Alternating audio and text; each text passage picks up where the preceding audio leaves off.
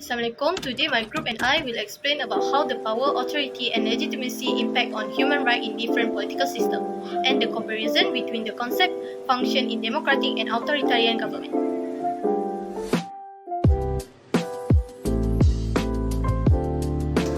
Let's begin with the introduction. Power, authority, then legitimacy are three important elements that influence how a government manages and protects human rights. In a democratic system, power comes from the people through election. So, the government authority is set and its legitimacy is high. This helps protect basic rights such as freedom of speech. However, in an authority system, power is held without the people consent. This often leads to the government ignoring human rights. So the way these three elements are used depends on the political system, and this has a huge impact on how much human rights are respected in the country. Now let's move to the impact of power, authority, and legitimacy on human rights in different political systems. Now let's hear about the impact of power on human rights in different political systems. Firstly, power means the ability of someone or a group to control or influence another in a political system. How they use this power can affect whether people's rights are protected or ignored.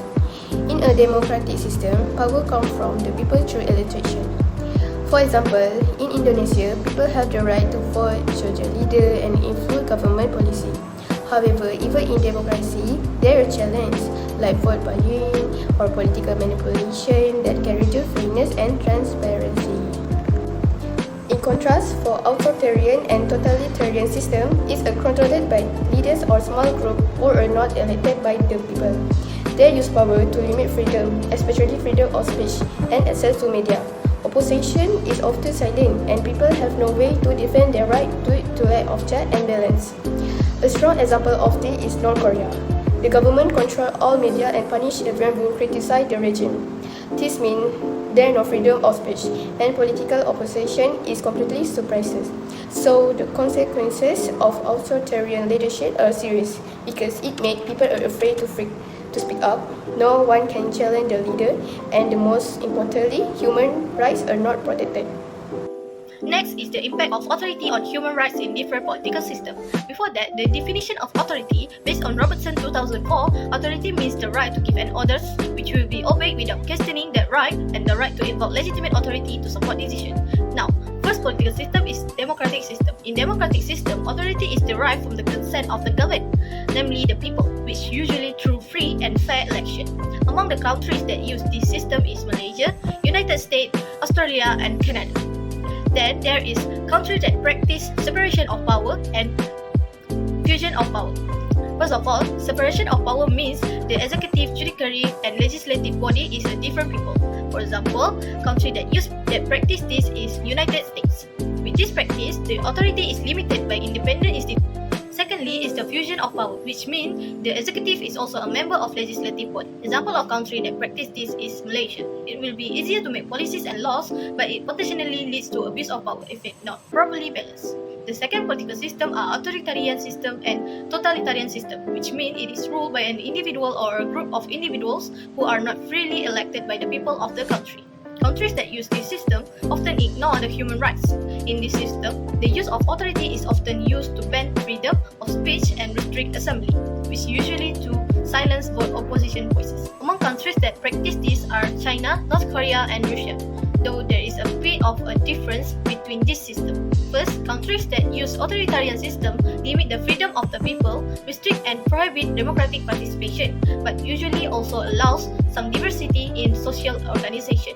While totalitarian systems have all the characteristics of authoritarian system, but it is more extreme because they try to control all aspects of people's life and wealth, which also involve attempting to exercise complete control over their people. Even though there is difference between this system, if the power of authority fall into a wrong hand, the citizen will completely lose their human rights. Lastly, the political system is monarchy, which means power and authority are in the hands of one family that rules from one generation to the next. It is also called the royal family. This political system uses traditional authority. Under the constitutional monarchy, citizens are allowed to vote for their elected officials, although they are not allowed to vote for or against the monarchy. However, they are fully allowed to express their views about the royal family, government, and any other issues, meaning there are no limits placed on free speech. The countries that use this system often welcome immigrants from other countries. Finally, is the impact of legitimacy on human rights in different political systems. Legitimacy refers to the recognized rights to rules accepted by the government. First of all, in democratic system, legitimacy creates an environment where human rights are more likely to be respected and protected, which means elected officials need to respond to the concern of their constituent, the people, and maintain their performance. But what if legitimacy is eroded or democracy is weak? The government may resort to coercive action against the people, which result in threatening the protection of human rights, for example, freedom of speech, as they are forced to comply. Moving on, the second political system are authoritarian system and totalitarian system. Both of these political systems are the most unstable system. In this system, legitimacy is low or eroded, where the citizen may no longer see the current system as fair or authoritative, which leading to protest, rebellions, and disobedience. For example, China. In 1949, China government does not concern about human rights and only care about power and has no legitimacy. It happened where Mao Zedong, former chairman of Chinese Communist Party, and other Chinese Communist Party leaders were not concerned with human rights demanded by the people when they come to power. Now, I will explain about comparison between these concepts and functions in democratic and authoritarian government. Now, I will explain about government function in a democracy system, which we choose Malaysia as an example. First, decision-making and representation. In Malaysia, citizens will elect 2022 members of parliament or MPs who sit in the House of Representatives. The political party or coalition with the most seats will form the government. This means that the people's vote directly influences who leads the country. MPs play an important role in debating and passing laws. They also represent the views of the people, helping to make sure public opinions are heard in the decision-making process. This system helps keep the government accountable. Second, transparency and accountability. To make sure leaders do not abuse their power, Malaysia has systems to ensure transparency and accountability. One important agency is the Malaysian Anti-Corruption Commission or MACC. Its job is to investigate and stop corruption. However, there are concerns about the MACC's independence. Critics argue that it is not fully from political influence and sometimes it is not effective in handling big corruption. This weakens the fight against corruption in Malaysia. The last one, public participation and civil liberties. Malaysians have basic rights such as freedom of speech, the right to vote, and the right to peaceful assembly. Today, many people get involved through social media, join NGOs, and take part in community activities to express their views. But there are still legal and institutional challenges. Some community groups find it difficult to influence government policy because of certain laws and restrictions. Next, government function in an authoritarian system, China. Unlike democratic systems, authoritarian governments concentrate power in the hands of one leader or a ruling group and limit public participation. First, centralized decision-making. In China, decision-making is highly centralized. The Chinese Communist Party, led by President Xi Jinping, controls the government. There is a legislative group called the National People's Congress, but most of its members simply approve what the party has already decided. Open political opposition is not allowed and elections are not competitive. Citizens have very little say in how the government is run. Second, lack of accountability. Unlike democratic countries, the Chinese government is not accountable to the people through election or a free press. The CCP controls everything, from lawmaking and courts to the media. Those who criticize or speak out against the government may face censorship or even arrest.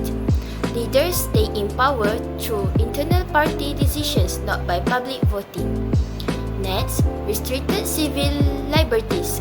Civil liberties in China are tightly controlled. People do not have full freedom of speech, religion, or the right to protest.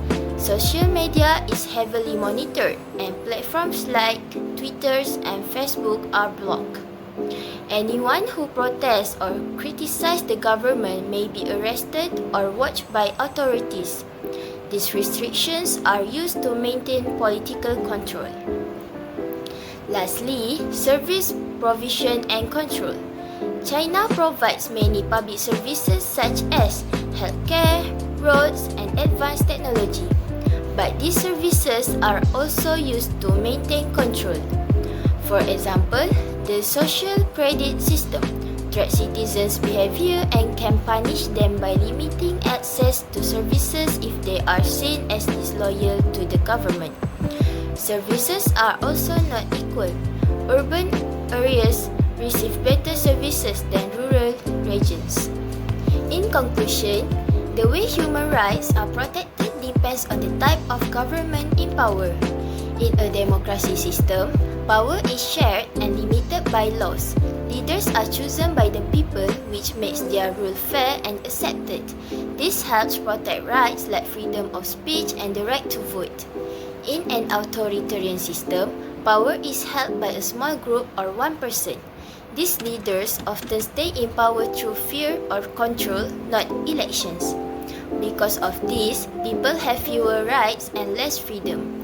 So when we compare both systems, the difference is clear. Democracies protect human rights, but authoritarian governments often take them away.